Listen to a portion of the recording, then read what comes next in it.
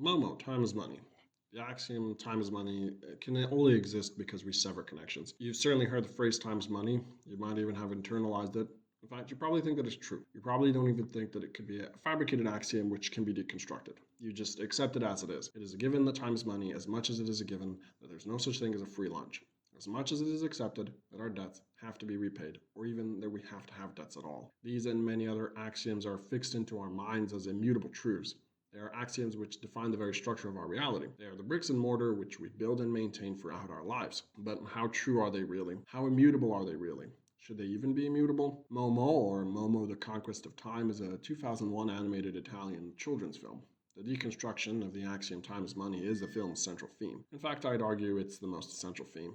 Momo follows the eponymous Momo, a young girl of dubious origins who arrives in an unnamed town. She stumbles on a group of children playing in an abandoned amphitheater. The children envelop Momo into their game by imagining her stranded in the middle of the ocean, and the children are on a boat. Momo makes friends with the children and soon enough with the street cleaner. The children and the street cleaner help Momo to find a home under the statue in the middle of the amphitheater. The villains of the film are known only as men in gray. They all wear the same gray suits with gray skin and black eyes. They all perpetually smoke big cigars. Their objective is to quantify time and steal it all for themselves, locking it in a big vault. If they stop smoking their cigar, or if the cigar runs out, they disappear into a puff of smoke. The cigar must be replenished with stolen and accumulated time from other people. Essentially, if the men in gray don't quantify and then qualify time and then steal and accumulate it, they will die.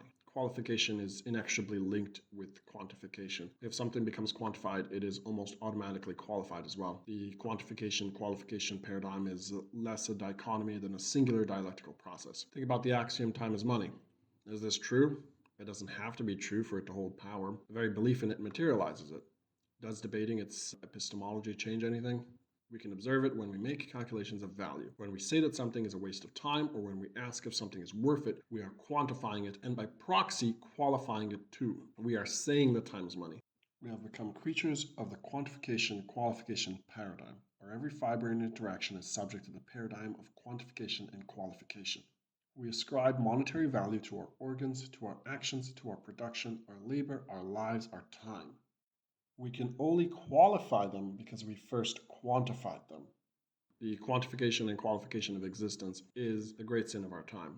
It's what has chained us to processes of segmentation, automation, and fracturization. For to qualify, one must first quantify. And to do that, one must necessarily first segment, automize, and fracture. 1 hour must first exist before it can be ascribed a price, and this hour must be separate from another hour, for otherwise one cannot qualify it. How can you qualify one cow if you cannot separate it from its herd, or a steak if you cannot detach it from the cow? Qualification necessitates quantification, which necessitates segmentation. And what is segmentation but the severing of any connections? In the axiom time is money, time becomes quantified and qualified. Once quantified and qualified, time separates and divides. The film Momo challenges audiences to deconstruct the long-held belief in the axiomatic truth that is time is money through an analysis of the quantification qualification paradigm. The men in gray begin their odyssey to quantify and qualify time with the barber. One man in gray visits a barber shop. How does the man in gray convince the barber that time is money? First, he tells the barber how much time he has left in his life before he dies. Then he tells him how much each hour is worth, and finally, how much time he wastes. He wastes time with his customers, he wastes time with his mother, he wastes time everywhere. The waste of time is a qualification of time which can only exist because the man in gray has first quantified time. What then is the solution to this time wasting? To exploit it. After the man in gray leaves the barber decides to quote-unquote spend less time with his mother. He comes home, eats a meal he bought quickly, and then immediately goes to sleep, barely speaking with his mother. While falling asleep, he thinks about how much time he is wasting. He decides to stop wasting so much time. How does he do this? He spends less time with his customers until his entire barbershop process becomes mechanized and automated. The very act of cutting someone's hair transforms into a nuisance which the machine must deal with. The very act of connection becomes obliterated for the process of quantification and consequently qualification. Connection becomes a bug to be resolved by a mechanized process, or in other words, a machine. Doesn't that remind you of anything happening? The quantification and qualification of time has so seeped into our mode of being as to become natural. We are frustrated when the bus is late, we get angry when deadlines are not met, and we glance at the clock on the wall and count the seconds, minutes, and hours which grind away at the finite infinity which we can barely grasp. We have control over time through our measurement of it, but we are also under the control of time. The men in gray need everyone to quantify and qualify time because once they do, their time can be extracted and accumulated. Time becomes the unit of value which can be extracted from people and accumulated in the men in gray's giant vault. In a sense, the film wants us to see time as capital, and capital can only be extracted as a unit of value once it has been quantified and qualified. This is explicit with the way the men in gray are draped in iconography symbolic of what we think business writ large is. Or in other words, the men in gray are children's idea of what business is like. Momo wants us to associate the men in gray with businessmen. Momo is a children's film though, and so it has to have a happy ending. So what defeats the quantification qualification paradigm? In a banal way, the opposite of it. The process of dequantification and dequalification is what saves the day, or in other words, the process whereby time stops. Momo speaks to the man who controls time, and he stops time for everyone but Momo. The men in gray are not affected by the time stop because they've accumulated everyone's time in a big vault, and so can live off of that for as long as they have access to it. Momo's mission is to close the vault, in so doing severing their connection to their accumulated time.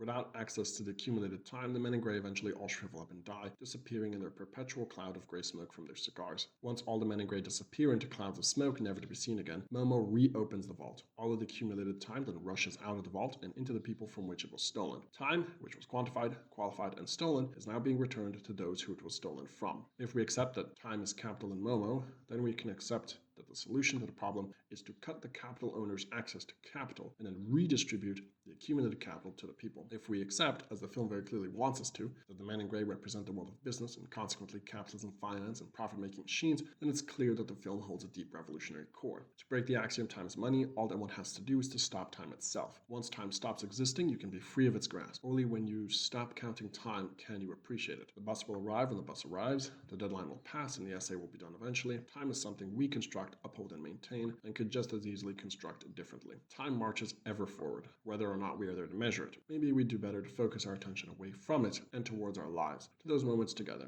to our time together. We don't need to segment, automize, or fracture our lives, only to feed it into a machine which consumes our time and connections. We need to liberate ourselves from the quantification and qualification of time, and separate ourselves from the machine which sees us only as units of segmented time. We need to free ourselves from the axiom of time is money, and embrace the axiom of time is time, and we can't know it or own it. It belongs to us all, in this moment. So embrace time, embrace those close to you, embrace humans, and embrace life.